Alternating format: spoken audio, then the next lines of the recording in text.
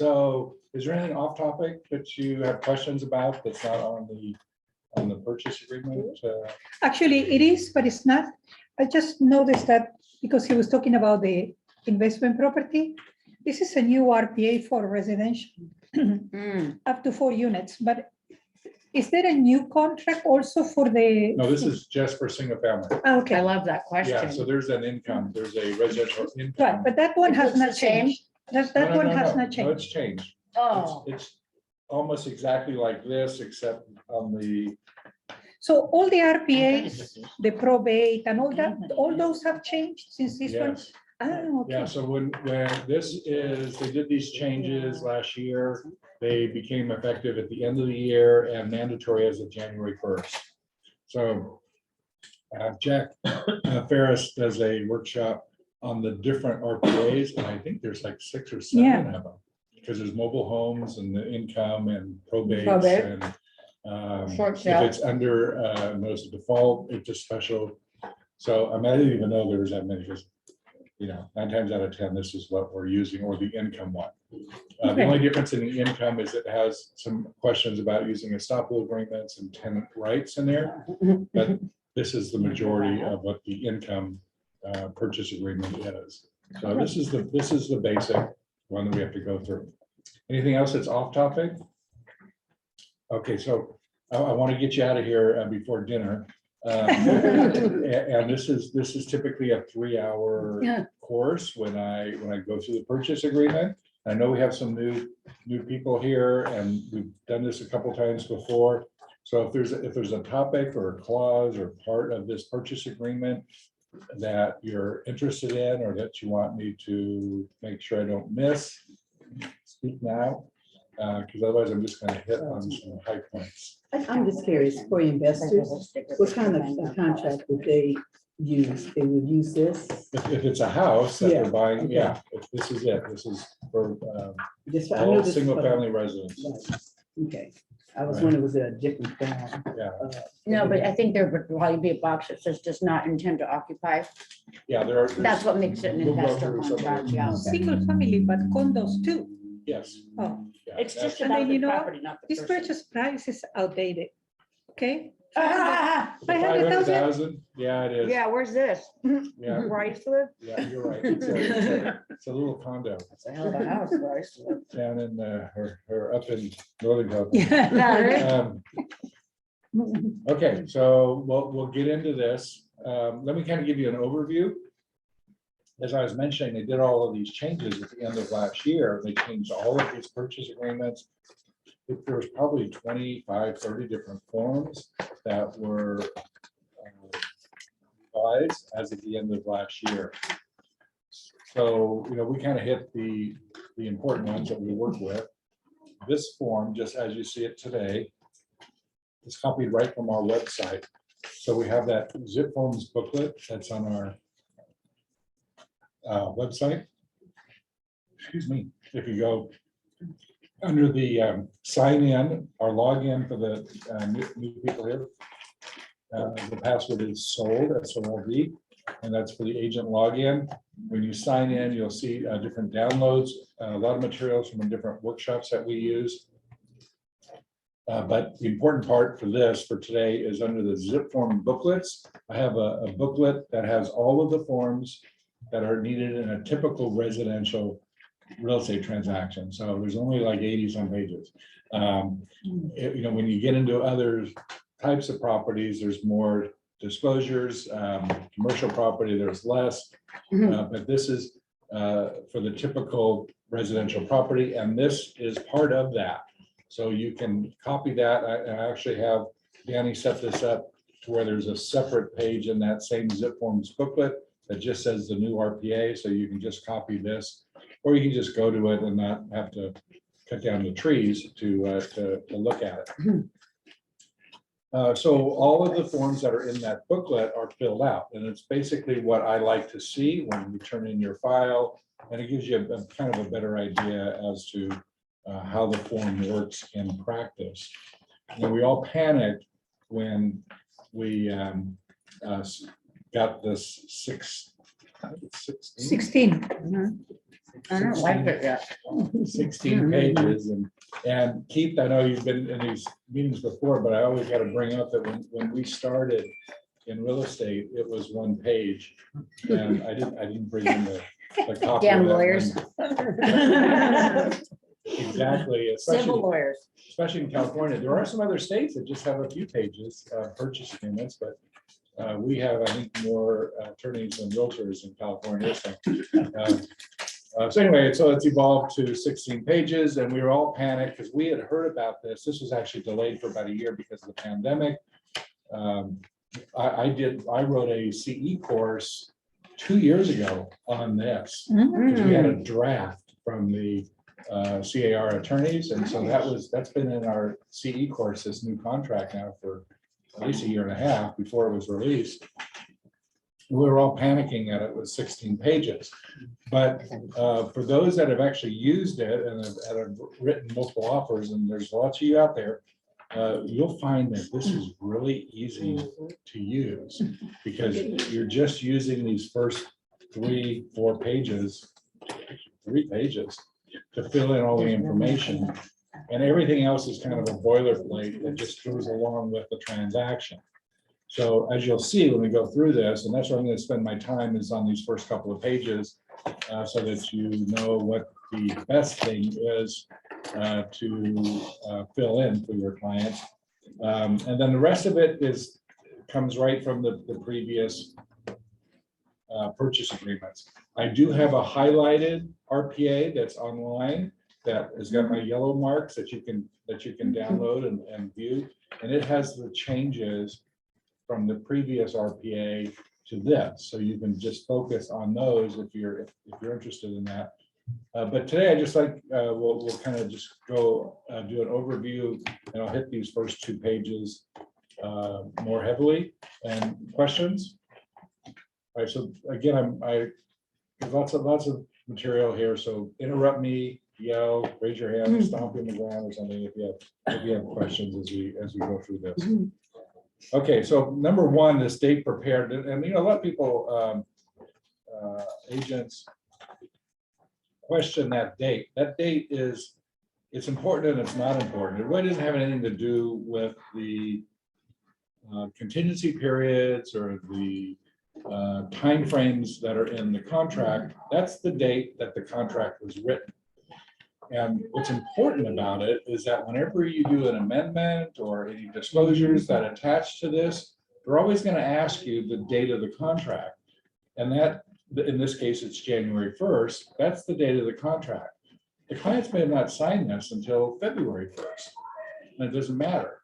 But the date of the contract is January 1st. And it may close escrow in June, right? So it's confusing because people want this date to be more relevant as far as the actual time frame when it's not, but it's the date that's carried forward on all of the paperwork, escrow instructions, is that date of contract. So just remember that when you're doing a counter offer, it's going to ask you what's the date of the contract. It's at January 1st, even though it could have been executed, days or weeks, months later. Question about that. If you would put a wrong date on that point of reference when it says contract date, like when you're doing a request of repairs or a contingency removal and you put the wrong date there, wouldn't it matter?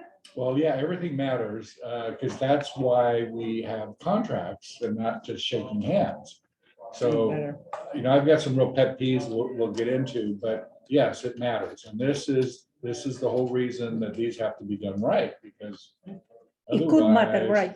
The attorneys are going to have a field day Right. with you and you're not going to be able to enforce anything.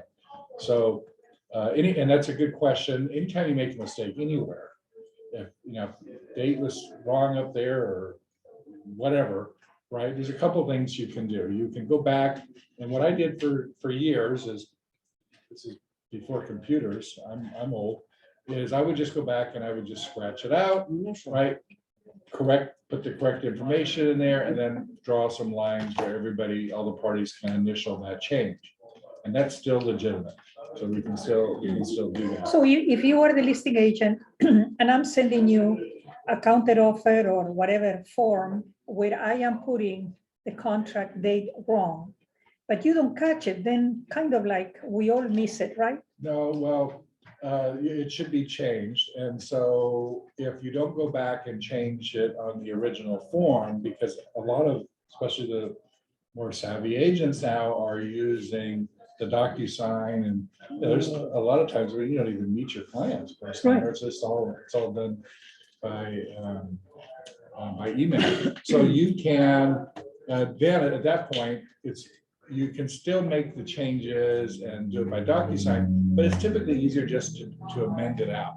So you just do an addendum, because that's what we do. Escrow does the amendments. We do addendums. You pull up that addendum form and say, you know, on page 1, date should be such and such instead of this. Just make it clear and do that addendum.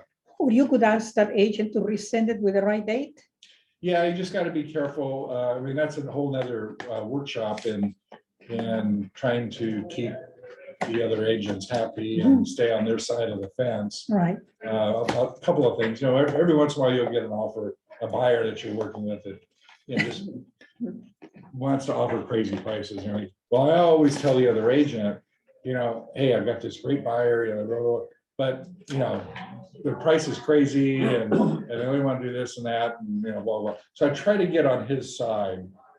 Because what I've seen over the decades is there's too many agents that are just butting heads all the time, and they don't need to do that. I like all of these attorney shows where you know they're going in and they're fighting each other, and then that night they go out and have a drink. Now, I don't think I would be doing that, but there's too many times when the agents aren't communicating, and they're trying to act like attorneys, like they're, you know, holding up their side and everything, when you don't have to be that big of an ass to represent your client well.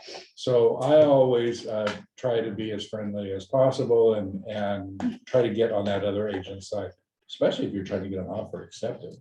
I mean, that's, Amen. you know, and going through the escrow, you know, you want to keep things civil, and you know, if your client is asking for something crazy, I tell the other agent, I go, yeah, this is the best I can do, but you know, this is crazy, but this is, you know, it's either this or we're gonna have to walk on this. So you try to take that kind of attitude rather than the hard nose where you're putting your foot down, yeah. On that. Okay. So we got the date. Straight, we may be here for dinner. The rest of this is pretty straightforward.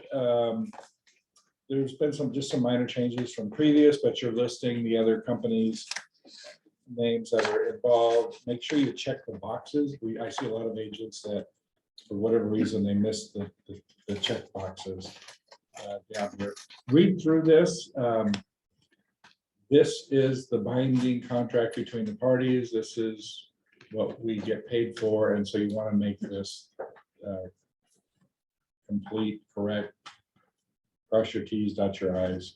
Also, if you receive an offer being the listing agent where the buyer's agent did not put the APN number, you would ask to resend it with the APN, or you would write? So Elena, the problem is when you criticize another agent like that and say, hey, you didn't do this right, and do that right. Okay. You've lost them. Yeah.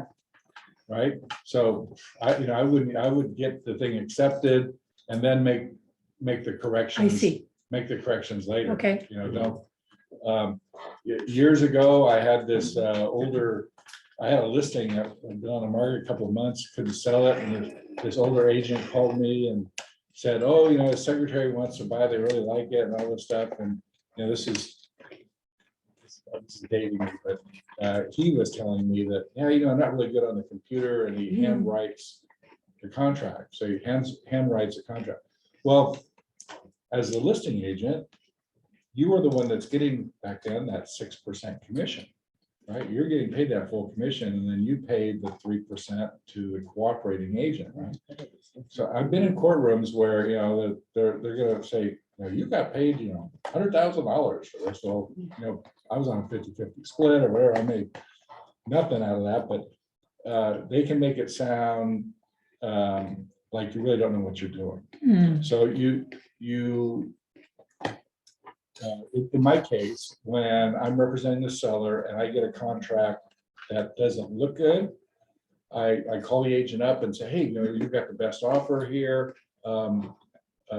Is there a reason why you didn't use zip forms to print it out? And they say, oh, I was on the hood of my car or something and I had to write it really quickly. And I said, okay, great. Do you mind if I rewrite it? And you're So talking I about. would volunteer to do their work. oh, Once you start telling them to do stuff, you're gonna lose them. I see. And if that offer is important for your seller, for your client, then, and in this case, he said, yeah, he goes, I'm really not good at using the computer on this thing.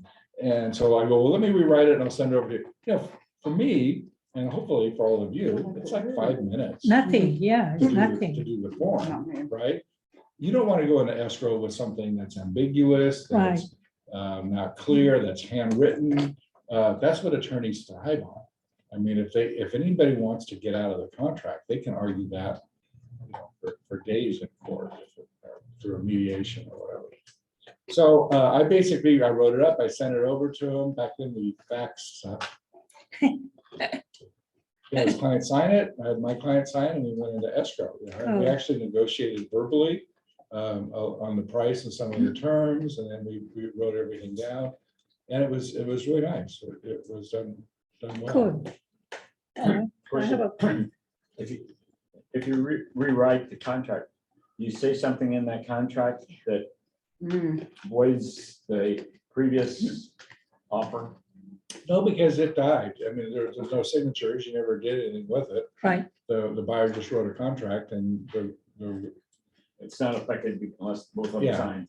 I want to keep things simple, keep it clear, right? And this is the one that's got everybody's signatures on it. I have a question. Yeah. What would you do?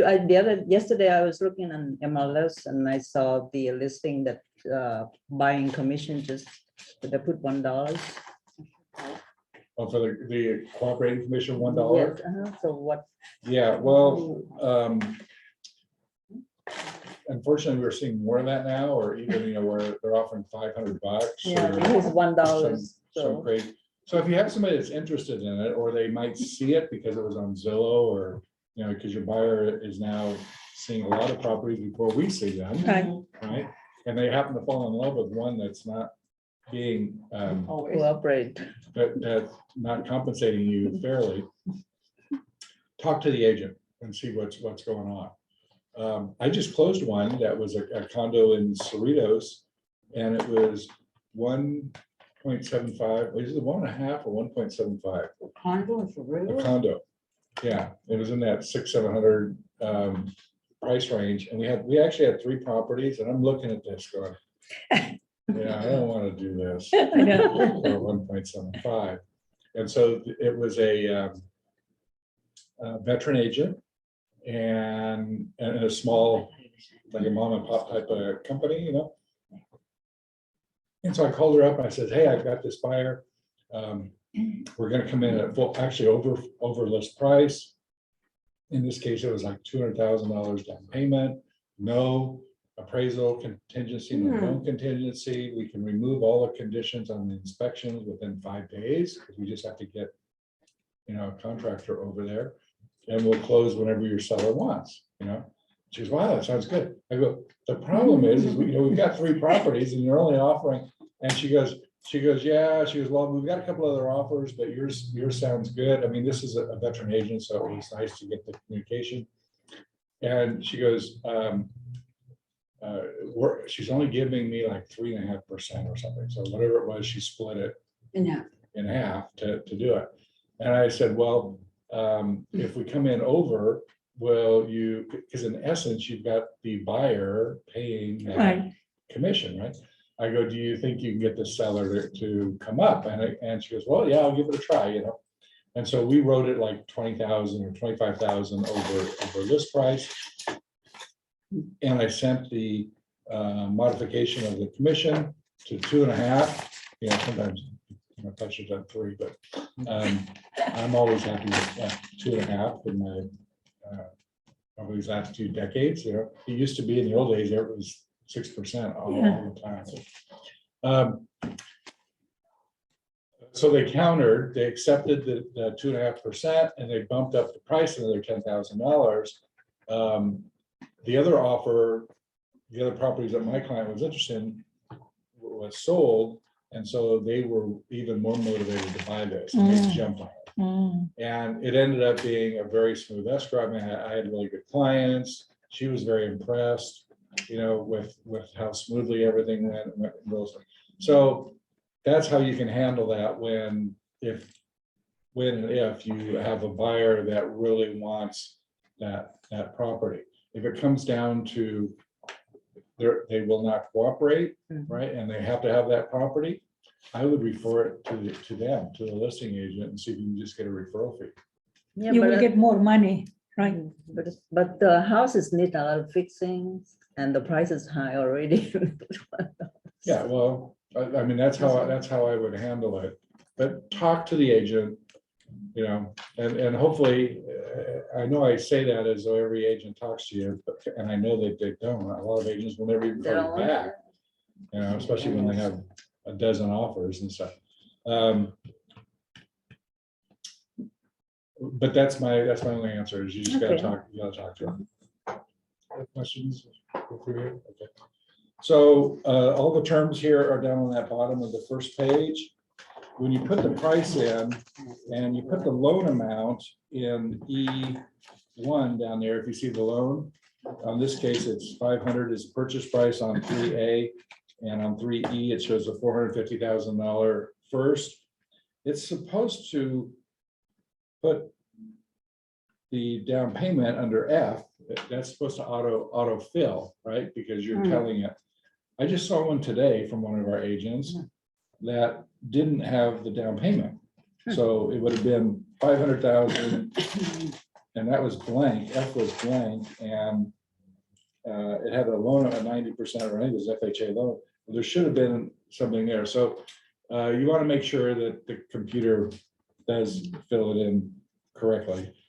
And the percentages, the system fills The it out. system does that, correct. Yeah.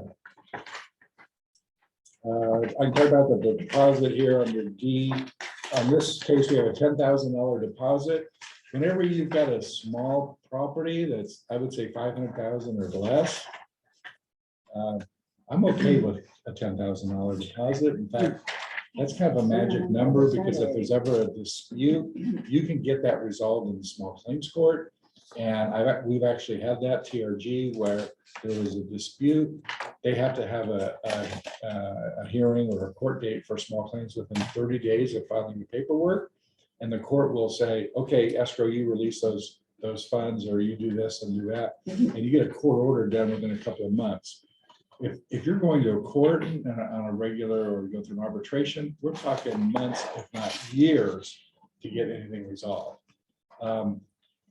On the other hand, you know, almost all properties now are $1 million, right? You got to have a big deposit to have a chance of even getting that offer accepted. So I would always keep it at that, at least at 3%, if not more. And we can talk, I want to get through this, but we can talk about some tips on how to write this offer as good as possible in today's market. So if you note here, through the terms on that right column under additional terms, there's boxes there. If it's all cash, they clarify everything. If it's FHA, you check that FHA. And if you notice under E1 down there, if this is a $450,000 FHA loan, it's not in this example, but there's a default of 17 days for the required repairs. If you know, under VA and FHA, lenders want to make sure that that property is habitable. They don't want torn carpet. They don't want peeling paint, stuff like that. Conventional transactions are all as is. Lenders don't care, and they appraise it as is. Just you read through this so that you know where the boxes are and where they're checked. This is written as a conventional 10% down, 90% loan. right? So this is really straightforward. The difference, if it was FHA, you would check that FHA box down there.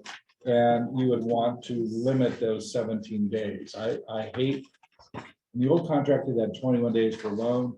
In this market, I don't even like 17 days. It's too long. It's too long for a seller to wait, especially if we have multiple offers. So we'll talk to that in a minute. All right, anything else on page 1? I have a quick question. Sorry, the very left column, I was telling her, that's what threw me off when these came out, and it made me feel very insecure. That's just for reference purposes. It's not citing anything. The very left column, Where it says A, B, C, or D? yeah, like that's new, right? That has nothing. Well, to that's 3, it's 3A, 3B, 3C, that's all under 3. But the paragraph number, that's the old way. That's how it was, like when it was Well, in that integrated, second column, is the actual paragraph number that is governing that term. no, it's actually back here. Okay, that's what I, so like you said, it's on the back. No, So no. So let's look at, Because if I ignore the Cash, very left column, right, under A, okay. So go to 3A, five. right, it has 5 and 5B, right? So if you go to 5 and 5B, that's on There it page is. 4. It gives you a better clarification of it. Yeah, see, I like that column, but the first one, like when I was countering somebody on that listing that she and I had together, I didn't know if I should itemize it by the very left column or traditional, which is where we're referencing the paragraph. Oh, I like would in the do- counteroffer, if you want to make a But I would change? reference the paragraph. I would just go, no, I would just You go do to item 3A. number? Yeah, see, that because- freaks me out. But all of the agents now are only looking at these first 3 Mm. pages. Right, and it refers to the other pages. So this simplifies it. Okay, This simplifies it. The rest of this contract is the same. And so what they did, if you recall, in the old contract on the second or the third page, it had the loan exactly. and information and the everything. Well, inspections now they're were- trying to put all of the contingencies, everything that everybody has to do in those first couple of pages. And then all the details are in the back. All right, so let's go to page 2 here.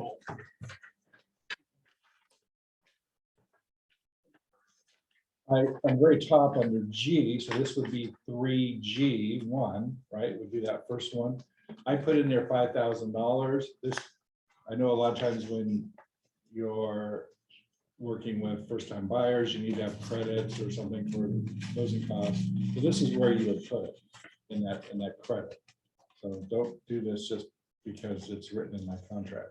So, and there's that next one under additional financing terms, so you can write stuff in there also. CR attorneys do not want us to write anything. So that's why this has evolved to 16 pages. The first, 100 years ago, the contract was 1 page and half of it was blank. And the agent used to write everything. We'd write a paragraph of the terms. Well, we're not attorneys, and the CAR staff over there was always critical of anything that we wrote. And so these contracts evolved to where they will allow us only to check the box. So don't, anytime you start writing stuff, that should be a red flag that you should use an addendum, you should use another zip form that's specific to whatever it is you're trying to explain. And not have to write something, because that's technically practicing law, and we don't want to do that. And the court goes. All right, so I mean, this is very clear. There's lots of stuff here. Under H is verification of all cash. If it's an all cash purchase, again, most of them are not going to be using that. K, they down there were an assignment request. It even has 17 days for an assignment request. Well, we're not assigning anything, so that's not. All of those are just going to be blank. But under L, since we are getting a loan, if you notice, all the L items do come into play, and the default is 17 days for those. Actually, I have a question on J. I just saw this.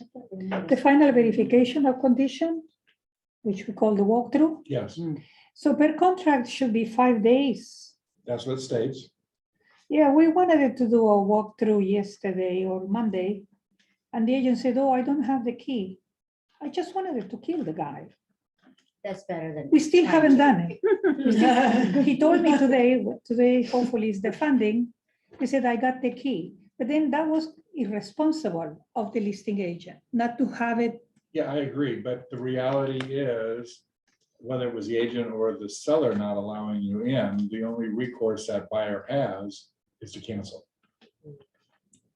I see, That, you're like, never mind. which the buyer won't. Right, so, That far. you know, it's this, Unless the buyer was so upset, then that would be the last drop and say, okay, you know what, I'm out.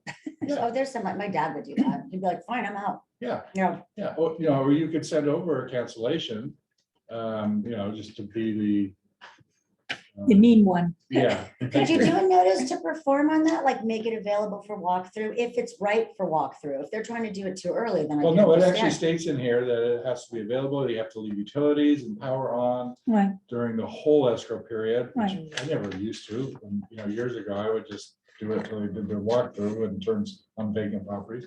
But it states in the contract, everything is stated now, that you have to make it available. But if you don't, then the buyer just has the right to cancel. So he can remove all of his conditions and all this stuff, and then Mhm. if you're not allowing that walkthrough, you can cancel, get your money back. Mhm. So, I you know, know, you I want to just- be yeah, the real ass, you know, send in the cancellation. You'd have to give a notice to seller to perform and give them the 2 days to get you in the property, send the cancellation with that notice to perform, and then the seller has the right to cancel. And that might spur them to act. But again, I would rather be nice and say, oh, okay, if that's the best you can do, you know, my buyer's really full of it. Right. All right, so L, we're in this section L, it has to do with the loans. Again, everything there, if you look at that, it's 17 days. I think it should be 10 days or less. And I'll go into the, really, 10 days for loan yeah, so, approval. yeah. Yeah. So in this marketplace, now I know we're going through a transition now, and Keith, I know Keith has a new listing and it's been 4 days and you haven't got any. Oh, yeah, I had a sign call this morning. Yeah, and it's in that 700,000-800,000 price range, which is, 750. yeah, and Available for open house. you know, It's taken, 6 months ago, that would have been, we would have had multiple offers within the first week. So I know the market is slowing up now with these 5% interest rates. So we're in this transition, but my mind is still with this multiple offers. So we're writing offers that I want to get accepted, because the problems that I run into with agents is because they're getting beat out on these multiple offers. But you would. So when you have a buyer, even if it's an FHA buyer, you know, low down payment or whatever it is, make sure that Jonathan gets them fully That's right. approved. They call it a DU for direct underwriter approval, right? It takes a couple of days. If you have a good lender, they have to have all the buyer's paperwork, and that loan is approved. That loan is approved subject to the appraisal, right? Then that brings up the question about the appraisal. So if the buyer has deep pockets, and let's say he's offering 700,000, and there's a question as to whether or not it's going to appraise at 675, 680, 700. It's not going to appraise for 600, but we know it's going to be close to that. If the buyer is confident that he can put up that extra $20,000, right, then you waive that appraisal. Right, Right, because now you're going in with this crazy FHA offer that no seller is ever going to consider, but you've got a 7-day or a 10-day condition. All conditions are going to be removed in 10 days. And if the price is good, you're competing with these 100,000 large down payments, maybe even a cash offer, if your price is better. So that's how you compete. When I'm a listing agent, I would never wait 17 days if I have multiple offers. to have a and you would buyer. counter that, you could counter that, right? Yeah, yeah. And that's another discussion also, but we'll get into the counters also. Let's try that. So, so keep those timeframes tight. And you know, Danny and I, we only do a few transactions a year personally, but we see a few transactions every week from the company. So we've got a lot of knowledge about what's getting accepted and what the problems are out there. And you don't want to be writing 10 offers for a buyer over 6 months, because they're gonna leave you. You know, you're just gonna think, Still no good, yeah. yeah, you just can't get these accepted. So anytime you're writing stuff, send it, just email me, take a picture of it, send me an email, a text or whatever, and let me review it and give you my 2 cents as to how you can get it. I've had so many agents that, oh yeah, we're gonna remove the inspection and, in 4 days, right? But they got a 21-day loan contingency or appraisal contingency. So what difference does it make? Exactly, yeah, so that seller is like, you're on the bottom of the list, it doesn't matter what price you're offering, they don't wanna wait that, they don't wanna wait that long for that. Okay, so you'll see here that I've changed all of those 17 days that are relative to this type of financing to 10 days. So basically the buyer has to remove the loan contingency, the appraisal contingency, and the inspection contingency. Those are our 3 major contingencies within those 10 days. And if your price is good, you should be in the running with that seller. All right, any questions on there? If you'll see offers where they're actually removing that appraisal contingency and they're checking that box in the right column, or if they're removing the loan contingency where it says no loan contingency or no appraisal contingency, some agents will actually send over that CR form and they'll say, it's removed. I don't think it's really necessary if you have that box checked in this purchase agreement, because this is your contract, but you can do that also. And as it states there in that box, it says you can use that CR, and there's a CR attached, which makes an addendum to this contract. All right, questions? About once a month, I still get agents that are under L8 down there where there's contingencies on other properties selling, and it's like, wow, I just kind of shake my head. I don't know how you can do that in this marketplace, but Well, unless you send an offer to a property that is not selling, yeah, so the seller would not. yeah, and you put short timeframes on that contingency. I mean, it's possible, and they're closing, but it's rare. We talk about tenants and whether it's seller occupied or a vacant unit under M down there. And there's actually a separate zip form for tenant occupied units if there's specific conditions that you want to talk about for that. Since there's no room on this form, you can attach that. HOA is all down on the next section there. Smoke detectors and smoke alarms. Again, if you recall, all of our contracts are written as is, but when this buyer states that all of these items here are to be done, then that means the seller will do them, because it's checked on the next page there under Q4. The seller is going to do that work. All right, so on the next page, on the top of page 3, those are basically all new items where they're listing all of those, the wine refrigerator, the microwaves, that's the video doorbells. So they list a lot more stuff than what was on the previous contracts. The smoke alarms bracing is down there under Q4, Q5. If the seller is agreeing to do those, typically on a house they will, so it's not a problem to check those boxes. In the city of LA, those have to be done to close escrow. So you don't have a choice. Correct, but it doesn't have to be the seller that has to pay for it. So Okay. then it just, This is who pays for it. yeah. In fact, throughout California, you have to have smoke detectors and you have to have water heater strapping throughout the state. I mean, that's mandated. But it doesn't say that the seller has to do it. So, And something else I just found out on my listing, that water heater bracing that had 2 straps, they said that wasn't good enough, you have to have 3. Oh, Really? So you might, I haven't It seen depends on the that. size. that's the first time I've ever heard of that. And I go, huh? So let's talk to James at next week at the office meeting. who said that? The appraiser? No, it was the inspector. The inspector? That came out that handles For LA. for LA, that handles the upgrade or. He had a listing over there, and there's Mhm. companies that will come out because you don't want to advise your client that, oh, you need to put a smoke detector there. Right. You know, obviously, that's a red flag. You don't do that. right? Toilets, So low you, flush toilets are required, yeah. What? low flush toilets are required. And who checks that? You.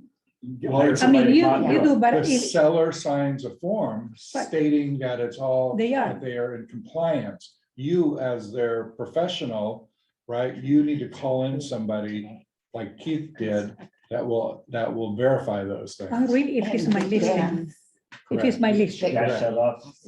Because otherwise the seller's gonna say, oh, yeah, it's all done, you know, and then they're gonna We blame believe it. you when the house burns down or when something's wrong or, you know, it's not done right.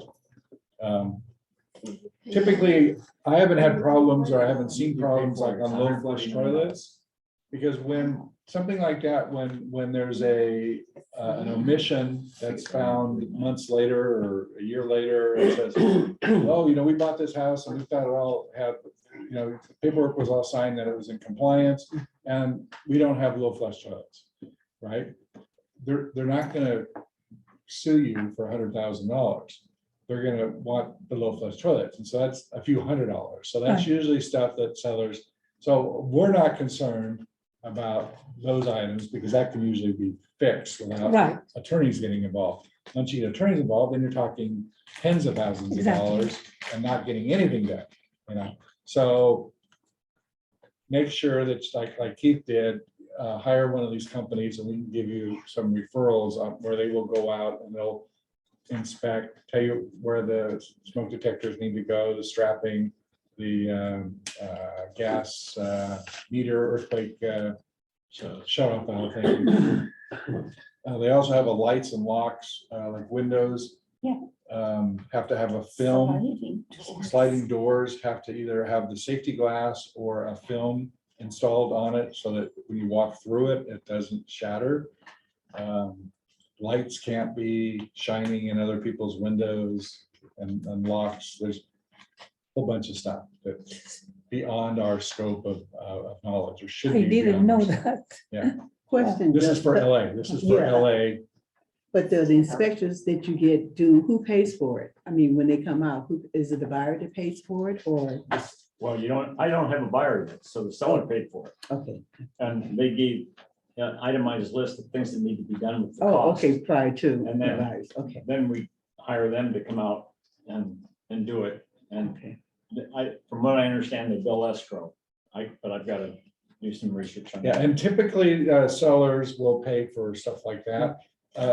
I'm just, as an instructor for the course, it's not mandatory, but that's what we see all the time is the sellers will pay for the hot water heater strapping and the smoke detectors. So, The Now, if inspector- you, Oh, I'm sorry. if you are representing a buyer and you go for the inspection day with your buyer and the inspector, do you notice those things that as a listing agent, you know that should have been done and maybe that one is not done, like the film on a sliding door or something? Do you notice it even if the inspector didn't and you bring it up or you just do your visual inspection and you Well, clear it at that? I would want to be on the safe side and point out anything that I consider might even come back and bite us. Yeah, no smoke detectors seen in the back bedroom. I see, You'd write that on your AVID, AVAD. right? Or if you're not sure on the strapping, I had an all electric house that had one of those little squatty. I mean, it can't tip over, right? Because it's only 3 feet tall. And the whole purpose of the strapping is if they fall over, the gas gets Oh, unhooked, right. the house burns down, right? So it's like, I'm looking at this and it's not strapped. I'm thinking, I don't know if that needs to be strapped, right? And when the inspector came out for the buyer, inspector says, yeah. And so the seller hired a plumber to Wow.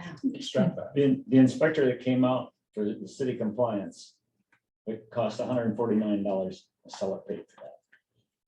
It's Yeah, and for these the are all seller's pretty benefit. nominal, these are all pretty nominal fees, again, when we're talking $500,000, course. $1 million. So you want to be on the safe side and get your clients to do these. Okay, so I'm finishing up on this third page here. The city county transfer taxes under Q10 and 11. This property is in Torrance, so you should know whether your city has a city tax or not. Right around here, like Redondo Beach does, LA is $4.50.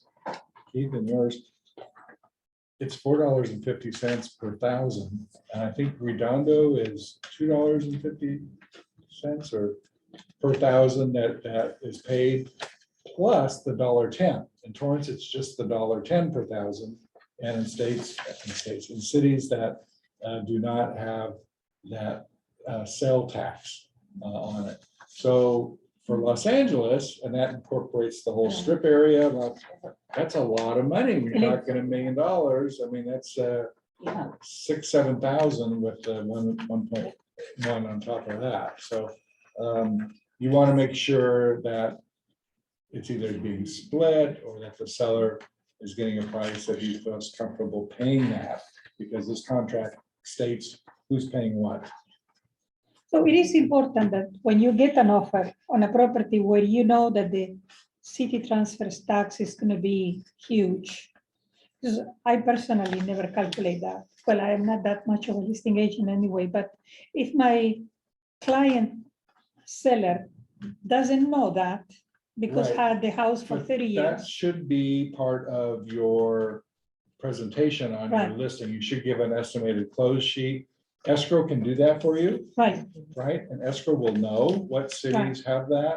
I have a cheat sheet that the title reps will hand out that say what the taxes are for the different cities and the inspection fees. So I look at that. but- so I can put that split in the agent notes in the MLS saying city No, transfer you don't need tax. to put that in the MLS. You just need to make sure your seller is aware of it and the estimated closing statement that you're giving the seller. No, I know, but if I want to help the seller paying half of what he or she should pay, Oh, I can tell in the MLS for the buyers who yes, will in the be. notes, you can say the Yeah. city tax, right? Thank you. Or Okay, in the counter offer, yes. right? Yep, that's. So I'm only, this is an old, these are numbers are old, because I'm only asking $500 under Q18 for the home Oh, I warranty. see that. And I think we need to do about $700 as a minimum now, if there's any upgraded Yeah, services for Susie's plan there. Any questions on this what would page you write in the other terms? 3? What would you write there? put it This is where, thank you for that. This is where you could put, you're related to To the the buyer? buyer, or there's some relation or some other disclosure that you need there. Or that the buyer has a real estate license? Yes, Mhm. yeah, yeah. Simple stuff. You don't want to write more than a few words, because then there's probably a zip form that would cover it. We used to write to cooperate in the 1031 exchange, we don't do that anymore because there's separate forms for that. Okay. That you use, or possession, that's another one that we don't write that anymore. The seller wants to stay, 3 days after close of escrow and not pay any rent or something like that. There's forms for that, because it opens up a lot of other things about insurance and gardening and who's doing repairs. And so we use the zip forms that covers all of that. That's written by attorneys. So, yeah, so just something that's simple would go in there. All right, so now we're just getting into the clauses on these other pages. Yell if there's something that sticks out or that you would like me to cover. There are some new disclosures under 4C there that are checked that FHDA form and the Consumer Privacy Act form, wire fraud. I think we're all familiar with Those those. are auto check. Yeah, and those will automatically print out when you print this contract. Another thing that's kind of a personal preference of mine, when I'm representing a buyer and you print out the purchase agreement at 16 pages, I think you probably get about 30 pages now with these auto papers, right? I only have my client sign the agency and The RTA. the RPA, and that's what I send to the other agent. I don't send, the 18, the state, what is it, No, but statewide, it's then- 15 pages but long or It whatever. comes all together in win forms, so No, I you cannot understand. split it. Well, I do. I pull out the other pages just to make it simpler. Just for the offer, just to submit the But then you offer have to get it initially. signed when the offer is accepted by both the buyer. Well, and you're gonna seller. have all these other papers. And I always bring up the example Carol Gillis, because she's been around with Keith and I for decades. When she goes on a listing appointment, she gets everything signed. She goes through all of the disclosures at that listing appointment. And I just get the listing signed and the agency. True. Because that's the law. Now, there are examples where you want to know information, like if there's problems with the house, et cetera, but 9 times out of 10, it's gonna be a simple transaction as far as the property is concerned, and you don't need to go through all of those. So that's just my personal preference. Carol is just being more thorough. I think over the decades, I've taken listings where they don't sell, and I'm thinking, well, that's kind of a waste of time. Where obviously over these last 5 years, everything sells. So that's, Do you think she does it maybe to get them more invested? Because back in the day, I used to take people's 1003s. Because even though I'm just the real estate lady, it's like, well, I gave her my social security number and she did my loan app, and it kind of, especially for buyers, it kind of grounds them. Do you think she does like that, like the Well, seller? well, buyers I agree, and that's part of my buyer workshop, is that you want to meet with them and you Get want them them to invested. sign. Your And- thing. Exactly. I'm working on You that. don't want to just throw them in the car and go look at properties, because they'll go off to the next open house and talk to that agent. So yes, you definitely, for buyers, you want them to meet your lender, you want them to provide all the paperwork, and you want So to they spend feel that like time. they've already, they want to be Yeah. spreading around their stuff, but for the seller, do you Well, think that helps to keep the listing? And no, when times are because- tough? No, because you're usually going through this dance for a few months before they list the property. I mean, I have an experience where somebody calls me on the phone and says, hey, Derf, come over, list my house today. And you go over and list it. I mean, that just doesn't happen. It's usually, you're doing a market analysis. I mean, my market analysis, I tell them it takes 2 or 3 days. Do a walkthrough. I give them my booklet. I mean, I'm giving them a lot. A lot of courtship. There's a lot of courtship before they sign that, and I want it to be simple. I don't want them to get Overwhelmed, inundated, because they are going to get inundated once they get into escrow. right? I mean, So you're it's not just using our them escrow. I all. know all escrows they're sending out a different form every day Mhm. during the escrow period for something or That's another. true. And it's gotten to the point now, as an attorney, you might appreciate this, Shereen. My clients are just signing this stuff and sending it back, because it's like every day. I mean, this is after I've gone through my 50+ pages, right? And I've explained everything. Every day they're getting something, and at some point, there's gonna be a lawsuit or something where it can't be expected for people to read all this stuff. Of course, You That's know, why I how don't can you like help, doing it. how can you hold somebody? And the law is that, hey, if you sign it, you're responsible. But I mean, I can see how that could be argued so much, because my clients aren't reading it. nobody, Nobody is, that's right. maybe one in 1,000. Yeah, exactly. And that's rare. Okay. I think we're on page 4, right? Yeah. All cash offer, this is interesting. Under 5B, this was one of the new things that we were fighting over last year, that when a buyer now writes an all cash offer, they can legally get financing. Because previously, you couldn't do that. You couldn't change without getting the seller's permission.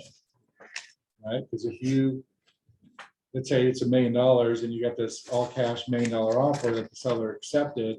Meanwhile, you're gonna close escrow in 2 weeks, let's say.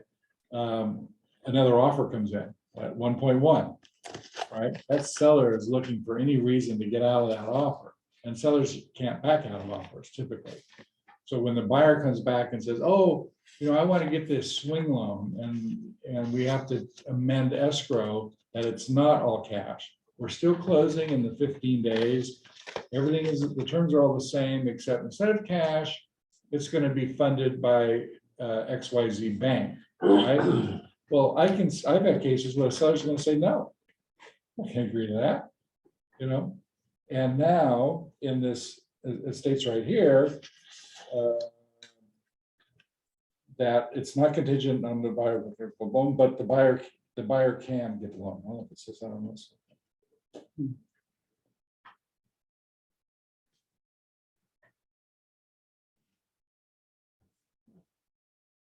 It must be somewhere else in the contract. I'll find it. But you can change those terms as long as it's not changing the price, the closing timeframes, or anything else. So in other words, the courts have held that, hey, who cares if they're getting a loan or not? He's still abiding by his 15-day escrow period and doing everything else right. So a seller can't. So you mean today? Today. That can be effective done. She it's just in taught this- me that this I mean, morning. and the seller doesn't have any right to prevent you from doing it, as As long as you long close in the as terms stated. established. Exactly. Or sooner. Yeah, it's in here. I just don't know where it is. Okay. So I've only been using this for Yeah, I had 5 months now, right? I had a cash offer when I was with Remax, and we were going to close in time and everything. The loan was approved, but the seller didn't want to. I had to cancel. Yeah. Can you believe it? It's terrible. Okay, I hit top of page 5. Buyer stated financing.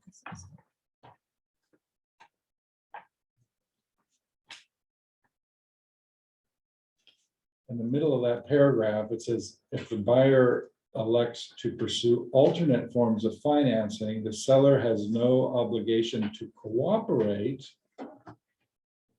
but shall not interfere with closing at the purchase price on a close of escrow date. I see. So we That's, call, you found it. yeah, it's on the top of page 5. Yeah. So I actually called the CAR attorneys and said, hey, this is crazy. You're saying that the seller's not to cooperate, but the seller is going to have to cooperate by signing a change in, we're getting the details here, a change in these terms that are on escrow, but they're still going to close on time, it's the same price and everything. The seller can't back out. Can't?